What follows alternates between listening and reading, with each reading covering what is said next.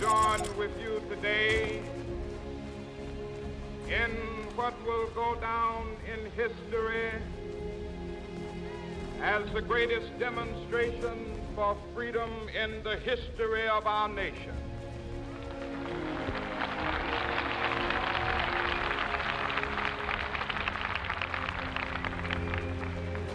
Fourscore years ago,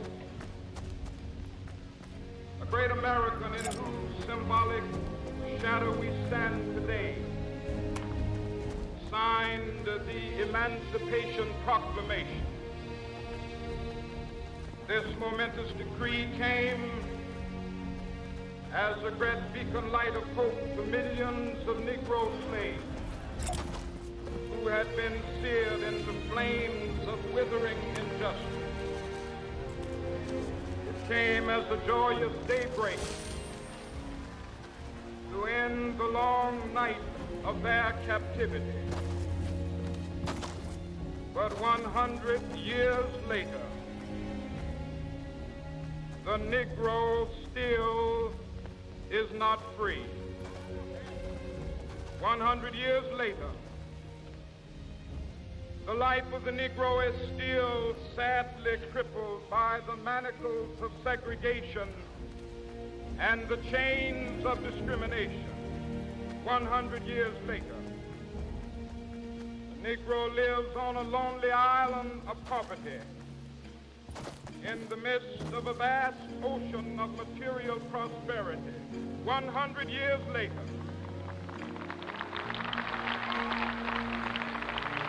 the Negro is still languished in the corners of American society, finds himself in exile in his own land. So we've come here today to dramatize a shameful condition. In a sense, we've come to our nation's capital to cash a check. When the architects of our republic wrote the magnificent words of the Constitution and the Declaration of Independence, they were signing a promissory note to which every American was to fall heir. This note was a promise that all men, yes, black men as well as white men, would be guaranteed the unalienable rights of life, liberty, and the pursuit of happiness. It is obvious today that America has defaulted on this promissory note insofar as her citizens of color are concerned.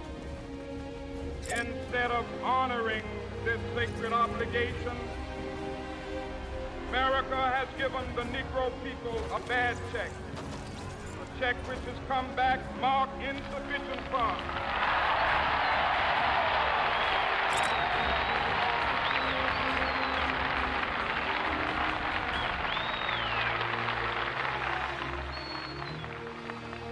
But we refuse to believe that the Bank of Justice is bankrupt.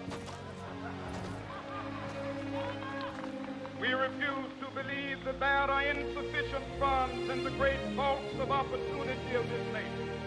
So we've come to cash this check, a check that will give us upon demand the riches of freedom and the security of justice.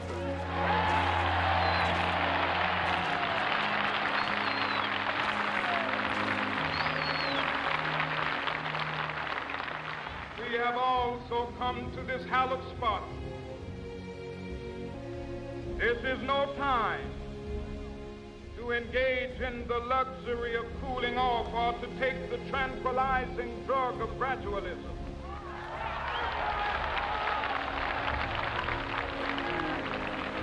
Now is the time to make real the promises of democracy. Now is the time to rise from the dark and desolate valley of segregation to the sunlit path of racial justice. Now is the time to lift our nation from the quicksands of racial injustice to the solid rock of brotherhood. Now is the time make justice a reality for all of God's children. It would be fatal for the nation to overlook the urgency of the moment. This sweltering summit of the Negro's legitimate discontent will not pass until there is an invigorating autumn of freedom and equality. 1963 is not an end, but a beginning. Those who hope that the Negro needed to blow off steam and will now be content will have a rude awakening if the nation returns to business as usual.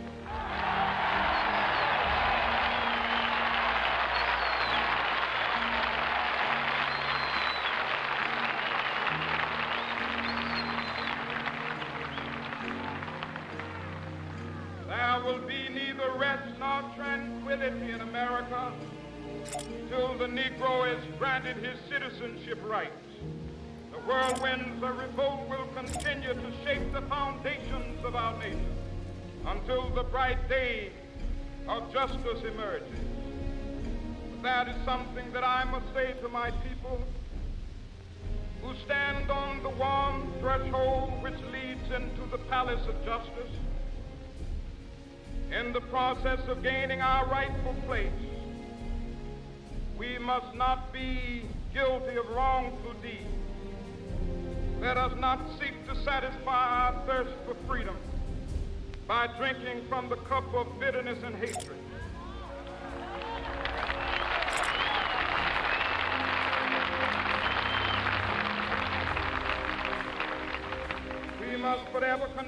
We must not allow our creative protests to degenerate into physical violence.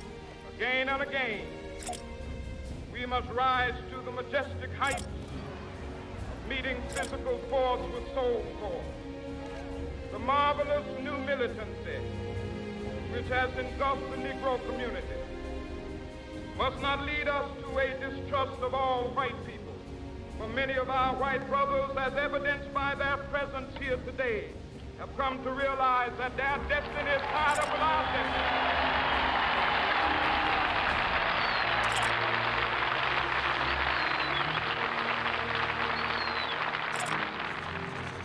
They have come to realize that their freedom is inextricably bound to our freedom.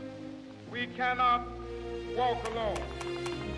As we walk, we must make the pledge that we shall always march ahead. We cannot turn back. There are those who are asking the devotees of civil rights, when will you be satisfied? We can never be satisfied as long as the Negro is the victim of the unspeakable horrors of police brutality. We can never be satisfied as long as our body is heavy with the fatigue of travel, cannot gain lodging in the motels of the highways and the hotels of the city.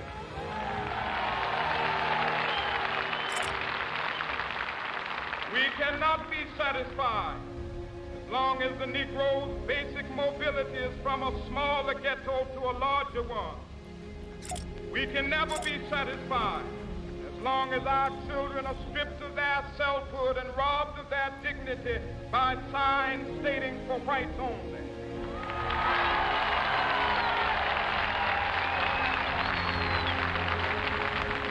We cannot be satisfied as long as a Negro in Mississippi cannot vote and a Negro in New York believes he has nothing for which to vote.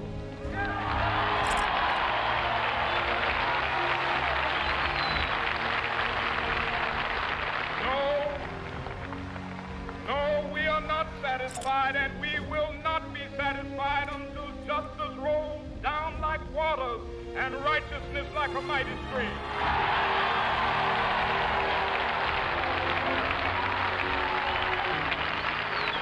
Mindful that some of you have come here out of great trials and tribulations.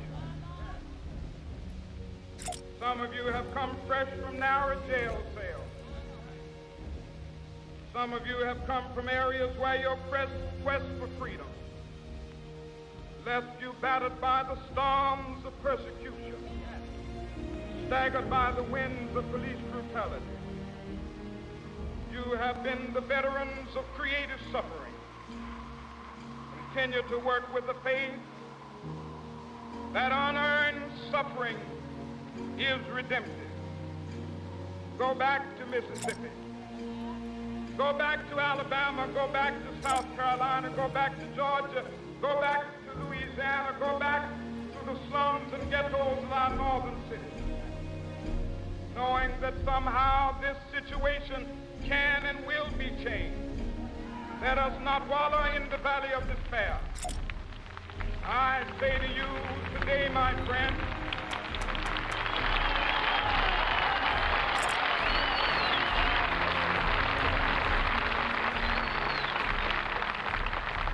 so even though we face the difficulties of today and tomorrow, I still have a dream. It is a dream deeply rooted in the American dream. I have a dream that one day this nation will rise up, live out the true meaning of its creed. We hold these truths to be self-evident, that all men are created equal.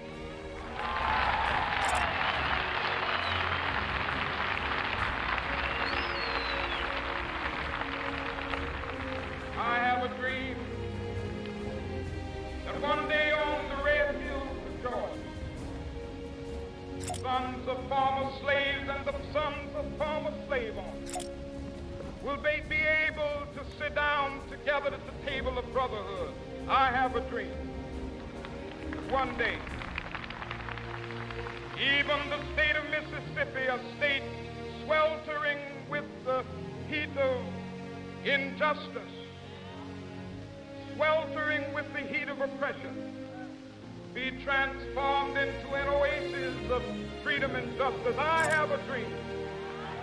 Children will one day live in a nation where they will not be judged by the color of their skin, but by the content of their character. I have a dream today.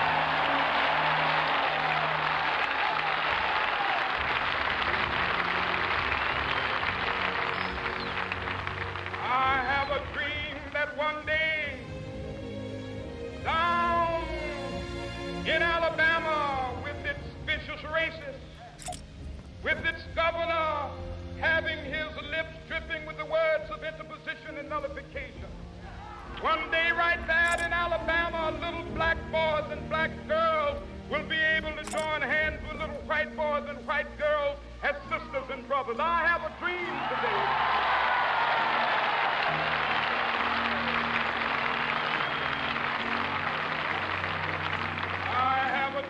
That one day every valley shall be exalted. Every hill and mountain shall be made low. The rough places will be made plain, and the crooked places will be made straight. And the glory of the Lord shall be revealed, and all flesh shall see it together. This is our hope. This is the faith that I go back to the South with. With this faith, we will be able to hew out of the mountain of despair a stone of hope. With this faith, we will be able to transform the jangling discords of our nation into a beautiful symphony of brotherhood. With this faith, we will be able to work together, to pray together, to struggle together, to go to jail together, to stand up for freedom together, knowing that we will be free one day. This will be the day. This will be the day with all of God's children be able to sing with new meaning, my country tears of thee. Sweet land of liberty of thee I sing. Land where my fathers died, land of the pilgrim's pride.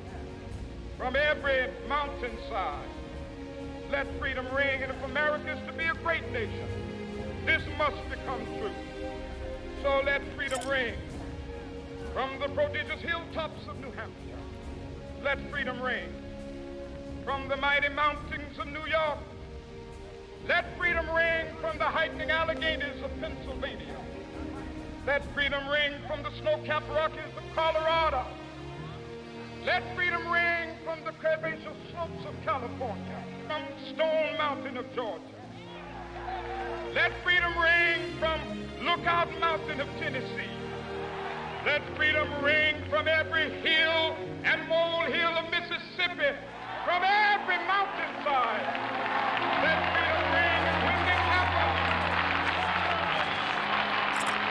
when we allow freedom ring, when we let it ring from every village and every hamlet, from every state and every city, we will be able to speed up that day when all of God's children, black men and white men, Jews and Gentiles, Protestants and Catholics, will be able to join hands and sing in the words of the old Negro spiritual, free at last, thank God Almighty, we have